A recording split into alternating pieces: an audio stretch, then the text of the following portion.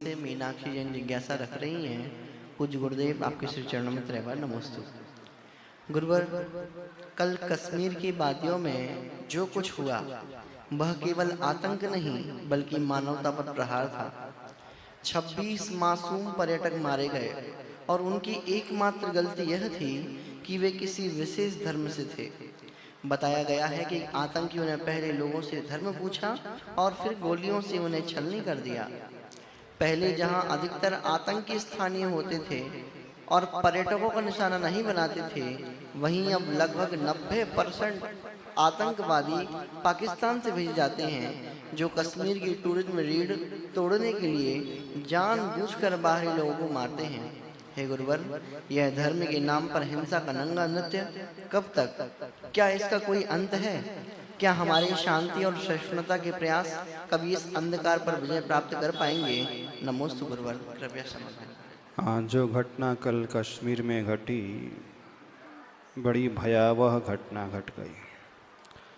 अभी तक ऐसा सुनने को नहीं मिला था, ऐसा देखने को नहीं मिला था। धर्म के नाम पर एक एक को चुन चुन करके गोली से उड़ा दिया गया। जो धर्म का, उस विशेष धर्म का पालन नहीं करते थे, पहले पूछा गया यदि आप हिंदू हो तो उसे मार दिया गया। और बर्बरता इतनी, कपड़े उतरवा करके देखा गया, चेक किया गया, फिर मारा गया। ऐसी घटना को सुनकर के दिल एकदम दहल उठता है। राष्ट्र धर्म सभी धर्मों से सबसे पहले आता है। ऐसे समय सभी भारतवासियों को एकता का परिचय देकर इसका मुंह तोड़ जवाब देना चाहिए। ये हिंसा नहीं कहलाएगी, बल्कि धर्म की रक्षा के लिए यही अहिंसक कदम माना जाएगा। आज कश्मीर में ये कदम उठाया गया है। आए दिनों ऐसी घटना बंगाल आदि में भी होने लगी है।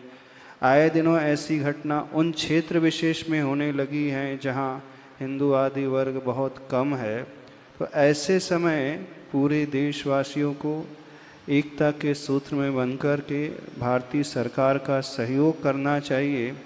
यदि आज ये घटना यहाँ घट रही है तो हो सकता है आने वाले 5 साल 10 साल में इस क्षेत्र में भी घट सकती है। और जब जगह जगह ऐसी घटना घटने लगेगी तो आप ना धर्म का पालन कर पाओगे, ना अहिंसा को निभा पाओगे, ना मंदिर जा पाओगे, ना पूजन कर पाओगे, ना आपके गुरु यहाँ पर रह पाएंगे, ना शास्त्र रह पाएंगे।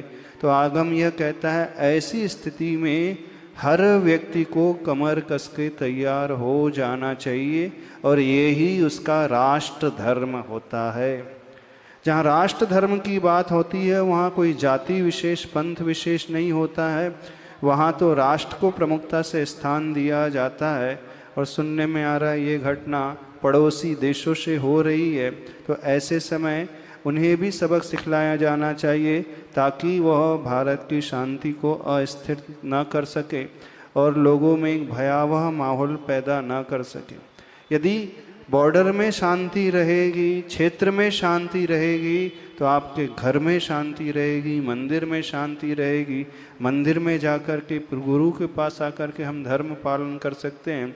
और चारों तरफ अराजकता और अशांति का माहौल, और ऐसा माहौल जो बर्बरता की हद तक को क्रॉस करने वाला, सारी मानवता की हद को क्रॉस करने वाला, उन लोगों ने यह नहीं देखा कि ये भी सामान्य मनुष्य है जो टूरिस्ट बन कर के अपना घर बार छोड़ कर के वहाँ गए थे। उनके पास कोई अस्त्र शस्त्र नहीं थे, हथियार नहीं थे कि वह उसका जवाब दे सकते। वे तो भोले भाली जनता थी, वो अपने बड़े अच्छे से जीवन यापन कर रहे थे।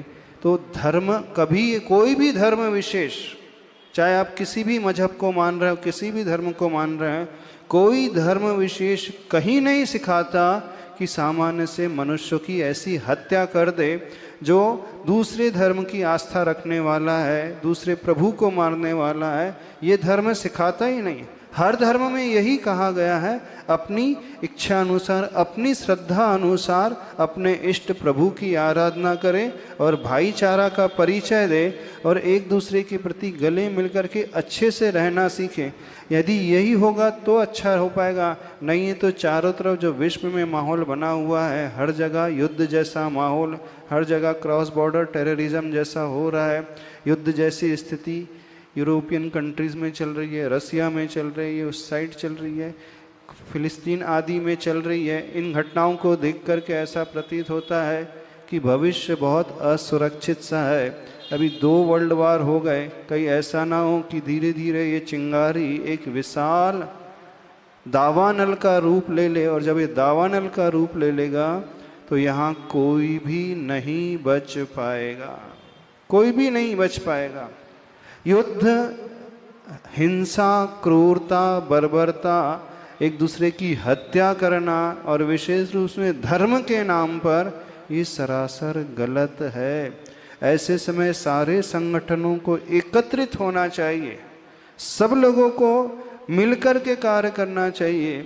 और यहाँ शांति से बैठने की बात नहीं, जिस भाषा में वे समझे उसी भाषा में समझाना चाहिए, तब हम अच्छे से अपने धर्म का अनुपालन कर सकते हैं। तो सबको इसकी निंदा सिर्फ शब्दों से ही नहीं करना चाहिए, ऐसी भावना भाना चाहिए और प्रेशर करना चाहिए ताकि इस प्रकार का एक्शन लिया जाए, भविष्य में इस प्रकार की दुर्घटना न घट सके। क्योंकि भारत देश बहुत बड़ा देश है और हर धर्म को मानने वाले, हर मजहब को मानने वाले, उनकी आस्था भिन्न भिन्न है।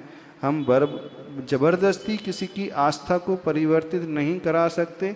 इतिहास ऐसा हुआ है, इस प्रकार से घटनाएं घटी हैं कि जब राजतंत्र था तो वहाँ पर राजा ने जबरदस्ती चला करके नगर के नगर, शहर के शहर, राज्य के राज्य जो है मजबूर करने पड़े कि वो उन धर्म को अपना ले, अपने उस मूल धर्म को छोड़ करके। तो चाहे भय दिखाकर, चाहे लोभ दिखाकर, किसी भी हालत में धर्म परिवर्तन की बात तो होनी ही नहीं चाहिए।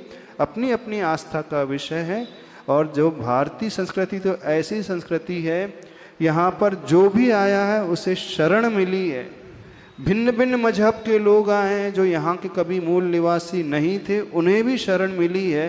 तो भारतीय संस्कृति तो वसुधैव कुटुंबकम को मानने वाली है। उसकी दृष्टि में सारी पृथ्वी, सारी वसुधा एक कुटुंब, एक परिवार की भांति होती है। यहाँ कोई भेदभाव ही नहीं है। यहाँ हिंदू, मुस्लिम, जैन, सिख, ईसाई की कोई भेदभाव की भावना नहीं है। आप जैसा कर रहे हो करो, लेकिन शांति का माहौल बना करके रखें। तो ये ऐसा कुछ कार्य कदम अवश्य उठना चाहिए ताकि भविष्य में इस प्रकार की घटना ना हो सके। नागपुर से